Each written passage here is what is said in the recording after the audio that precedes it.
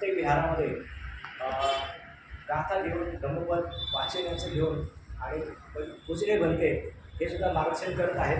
कारण पूजी भोसले गुरुजींचं या धम्म चळवळीमध्ये भारतीय बौद्ध महासभेमध्ये खूप मोठं योगदान आहे. कारण पूर्वीच्या काळामध्ये म्हणजे कित्येक 20-22 वर्षापूर्वी 25 वर्षापूर्वी मी लहान असताना पूजने बनते धम्मानंद त्यांचं पी जी भोसले गुरुजी हे भारतीय बौद्ध महासभा पिंपरी चिंचवड शहरामध्ये धम्म चळवळ राबवण्याचं खूप मोठं योगदान आहे त्यांचं. ते जर त्यांच्यासारखं योगदान पिंपरी चिंचवडमध्ये कोणीच केलं नाही. आणि त्यांच्या जोडीला पी जी भोसले गुरुजी यांचं सुद्धा साथ होती. आणि त्यांच्याही जोडीला माझे वडील नारायणराव अचलखान म्हणायचे, अचलकर आता ते नाव आहे. तर हे माझे वडील म्हणजे पी जी धम्मानंद बनते हे अध्यक्ष होते पिंपरी चिंचवड शहराचे भारतीय बौद्ध महासभा. सरचिटणीस पी जी भोसले गुरुजी होते आणि कोषाध्यक्ष म्हणून माझे वडील होते नारायणराव अचलखान. हा सगळा धम्म चळवळ राबवण्याचा हा त्यांचा संकल्प प्रकल्प आज खऱ्या अर्थाने उदयास आलेला आहे. आणि धम्म चळवळ खऱ्या अर्थाने पिंपरी चिंचवडमध्ये रुजवण्याचं काम या आदर्शांनी या आमच्या वाडवडिलांच्या या कार्यकर्त्यांनी केलेलं आहे. आणि म्हणून त्यांच्या स्मृतीला धम्मपीठन या नित्यनातील जो विनयपीठीचा सोडल्यानंतर सुत्तपीठाचा मधला जो भाग आहे जो धम्मपद आहे त्या धम्मपदामध्ये प्रत्येक व्यक्तीने एक धम्मपद सांगायचं तर 1 तास 2 तास जाऊ शकतात. इतकं त्याच्यामध्ये सार भरलेलं आहे माणसाच्या जीवनाचा आणि माणसाच्या जीवनाचं परिवर्तन करण्याचा आणि सुखी आणि मंगल होण्यासाठी. आणि त्याच्यातनं बोध घेऊन धम्मपदातनं बोध घेऊन आपण कुशल कर्म कसं करू हे त्याच्यामध्ये सांगितलं. तर मी आता थोडक्यात या धम्मपदाचं पहिलं धम्मपद सांगतो. यमकमधलं 17 हे मोठं आहे 17. तर इथं काय सांगितलं आहे, इदम तप्पती पेचन तप्पती पापकाले उभयत्र तप्पती पापम मे तत्तंती तप्पती भियो तप्पती दुःख निगतो. म्हणजेच काय, आपल्या जीवनामध्ये जे काही आपण क्रोधाने रागाने किंवा अकुशल कर्माने तपत असतो, जळत असतो, भाजत असतो किंवा क्रोधित होत असतो. आणि हे क्रोधित असताना आणि त्या पद्धतीने त्यांनी म्हटलं आहे की जेणेकरून आपण त्या असे पापकर्म अकुशल कर्म क्रोधित होणं म्हणजे आपण त्या अकुशल मार्गाला जातो आपण आणि दुर्गतीला जातो. सुगती आणि दुर्गती त्याने की सुगती म्हणजे चांगल्या मार्गाने, दुर्गती म्हणजे दुर्गती मार्गाने, वाईट मार्गाने, अकुशल मार्गाने आपण जात असतो. आणि म्हणून आपल्या या जीवनामध्ये आपण कुशल कर्म केलेले पाहिजे जेणेकरून रागवणं क्रोधित होणं नाही का. आणि त्यामुळं अकुशल कर्म आपल्याकडनं घडत जातात. आणि म्हणून त्या आपल्या जीवनामध्ये जे ह्या प्रथमही जीवनामध्ये आजच्या जीवनामध्ये आणि उद्याच्या जीवनामध्ये आपण आपलं कुशल कर्म करण्यासाठी सदैव जागृत राहणं गरजेचं आहे नाही का. आपण जर जागृत राहिलो तर ते कुशल कर्म आज करायचं आहे, ते कुशल कर्म आपल्याला आज करायचं, त्याची संधी दवडू नाही पाहिजे, संधी दवडली नाही पाहिजे. आजचं कुशल कर्म आजच संपादन केलं पाहिजे. कारण आपलं चित्त आणि मन सतत बदलत असतं. उद्या चालून आपलं मन बदललं तर काय सांगता येत नाही की आपल्या हातातलं कुशल कर्म घडेल की नाही. आणि म्हणून मनात चांगली कुशल कर्म भावना आली असताना त्याला क्षणाचाही विलंब न लावता कुशल कर्म संपादन करता येतं. नाहीतर ही वेळ दवडली, आपल्या चित्ताची एकाग्रता भंग पावली, आपलं चित्त विचलित झालं तर मग आपल्या हातातून दुर्गती निर्माण होते. आपण दुर्गतीच्या मार्गाने जाऊ शकतो. आणि अकुशल कर्म आपल्या हातातून घडतो. आणि अकुशल कर्म आपल्या हातातून घडलं तर मग आपण क्रोधित होतो, रागवतो आणि आपला अकुशल याच्याकडे वळतो. आणि म्हणून आपण आजही उद्याही हे आपलं कुशल कर्म संपादन केलं पाहिजे हेच या गाथेतलं सांगायचं आहे. आणि जर आपण कुशल कर्म संपादन केलं नाही तर आपण दुर्गतीला जातो. याचं साधं उदाहरण म्हणजे तर भगवान बुद्धांच्या काळामध्ये नाही का, भगवान बुद्धांच्या काळामध्ये त्यांचा भाऊ देवदत्त हे भगवान बुद्धांचा चाललेला जयकार किंवा भगवान बुद्धांचा चाललेला धम्माचा संदर्भ, भगवान बुद्धांचे अनेक उपासक अनेक भिक्खूसंघ अफाट भिक्खूसंघ आणि तिकडे जाईल तिकडे भिक्खूसंघ निर्माण व्हायचा आणि धम्माचा प्रचार प्रसार मोठेपणा. एवढंच काय तर पुढे राजे महाराजे हे धम्मात विलीन व्हायचे, धम्म शरणाला जायचे. आणि त्या धम्माला शरणाला गेल्यानंतर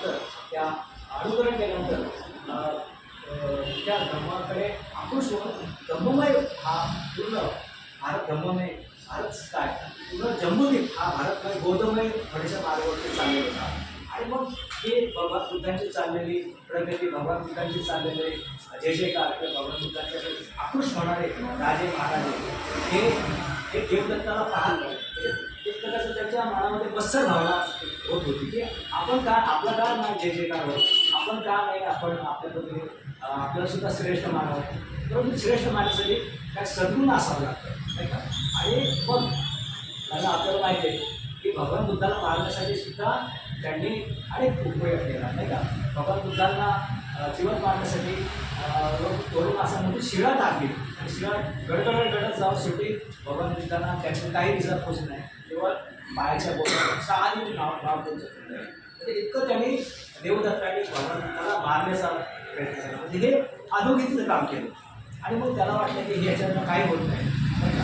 आणि म्हणून त्यांनी असं वाटलं की आपण आपला भिक्खूसंघ का नाही निर्माण करावं. आणि मग भगवान बुद्धापासून तो वेगळा झाला आणि जे काही भिक्खूसंघ होते त्यांनी 500 भिक्खूसंघ आपल्याबरोबर घेतले आणि 500 भिक्खूसंघ आपल्याबरोबर घेतले आणि त्या ठिकाणी आपला संघ निर्माण केला देवदत्ताने. आणि निर्माण करत असताना प्रवचन द्यायचा, आपल्या भिक्खूसंघाला देवदत्त प्रवचन द्यायचा, प्रचार करायचा, परंतु पाहिजे तसा त्याचा प्रभाव नाही लावला. कारण एका प्रवचन करता कारण चांगलं कुशल करताना योग्यता लागते, आपली यथाशक्ती लागते, मनाची निश्चलता लागते, भावना लागते नाही का, म्हणून ग्रह लागतो. आणि प्रवचन केल्यानंतर त्याला पाठ दुखायला लागली, देवदत्ताची पाठ दुखायला लागली. पाठ दुखल्यानंतर त्याला आळस आला आणि आळस आल्यानंतर त्या आपल्या श्रावकाला म्हटला की माझी पाठ दुखायला लागली, मला थोडंसं पिशाना टाक. आणि मग पिशाना टाकला तिकडे आणि तो झोपला. झोपल्यानंतर इकडे भिक्खूसंघ धर्मश्रवण करण्यासाठी आतुरलेला आहे, वाट बघताय, तरी हा झोपलेला. आणि मग त्या भिक्खूसंघाला असं वाटतं की याच्यात काही तथ्य नाही, हा फक्त आपलं स्वतंत्र गट निर्माण करण्यासाठी हा आपल्याला घेऊन आलेला आहे. आणि मग पुन्हा तो जे भिक्खूसंघ होते पुन्हा भगवान बुद्धाकडे निघून गेले. भगवान बुद्धाकडे त्यांनी वाटचाल केली, भगवान बुद्धांच्या उपदेशाकडे पुन्हा जॉईन झाली. आणि हे त्यानंतर मग त्याला देवदत्ताला कळलं की हे सगळे भिक्खूसंघ गेले, म्हणजे माझ्यात काहीतरी कमी आहे. आणि मग त्याला पश्चाताप झाला आणि मग पुढे पश्चाताप होता पुढे अभिवादन करण्यासाठी भगवान बुद्धाकडे गेला. आणि जाण्याच्या अगोदर त्याला असं वाटलं की आपण या पाण्यामध्ये त्याने आंघोळ करावी, हे थोडं जलप्राशन करावं, परंतु आजारी पडला होता, तर त्याचे शरीर साथ देईन असे झाले. आणि मग ते करत असताना जात असताना भगवान बुद्धाकडे मध्ये त्याला निर्माण झालं, त्याचा अंत झालेला आहे. म्हणजे जो दुसऱ्याची ईर्ष्या करतो, दुसऱ्याप्रती मत्सर भावना करतो, दुसऱ्याप्रती द्वेष भावना, मत्सर भावना आपल्यामध्ये जागृत करतो, त्याला दुर्गतीला जावं लागतं. हेच या गाथेबद्दल सांगायचं आहे नाही का. आणखी दुसरी गाथा राहिली तर हे म्हणजे कुशल कर्म नाही का, मनाची गाथा होती नाही का.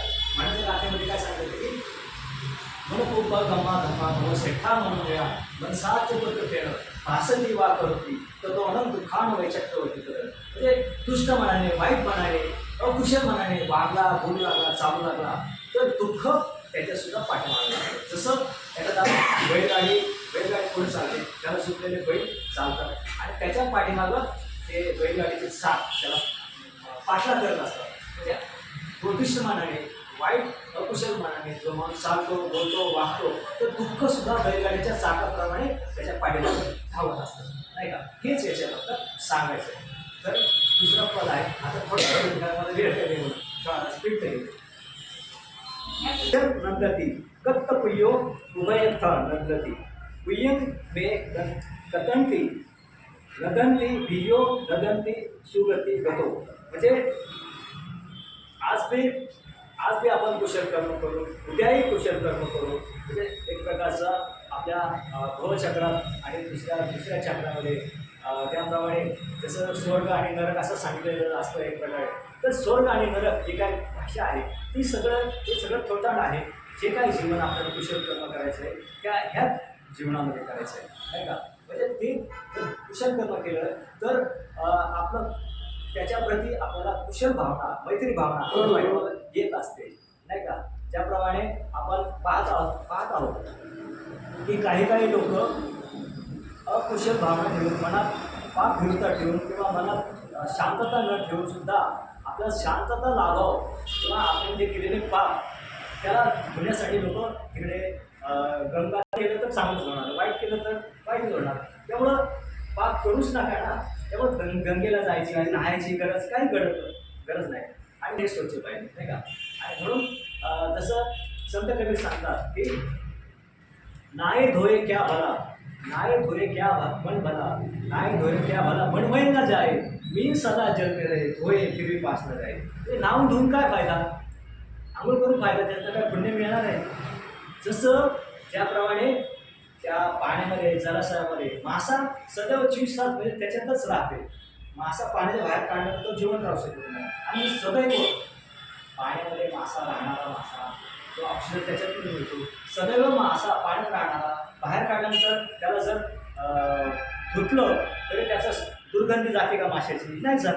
आणि म्हणून सदैव खेकडे मासे जे काय जलचर प्राणी पाण्यात राहतात त्याला जर पुनर्जन्म किंवा त्याला जर काही दुसरं जीवन मिळत नाही किंवा त्यांचं जे वास त्या प्राण्याचा किंवा त्या जलचर प्राण्याचा माशांचा ते निघत नाही, तर मग तुम्ही 1 तासासाठी 2 तासासाठी पाण्यात डुबकी मारून ते काय शुद्ध होणार नाही.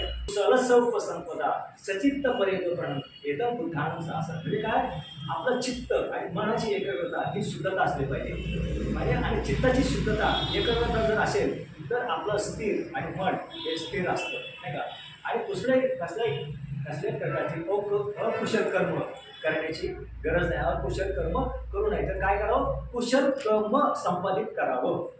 हेच बुद्धाचं शासन, हेच बुद्धाचं सांगणं नाही का. आणि म्हणून आपल्या या धर्मपदामध्ये दुसऱ्या जे मनावरती मन हे केंद्रबिंदू आहे. म्हणून दुसऱ्या पदावरती म्हणजे ह्या पदातले सांगलेली जी यथार्थ उदाहरण जे दुसऱ्या पदावरती आहे तसं मन याच्यावर सांगितलं आहे. तसं सांगितलं की मन कुंभा गम्मा धम्मा मन 6 वेळामध्ये मला सांगायचा प्रयत्न केला म्हणून मी आणि तुम्ही माझं जे काय ऐकून घेतलं त्याबद्दल तुमचं धन्यवाद. जय भारत.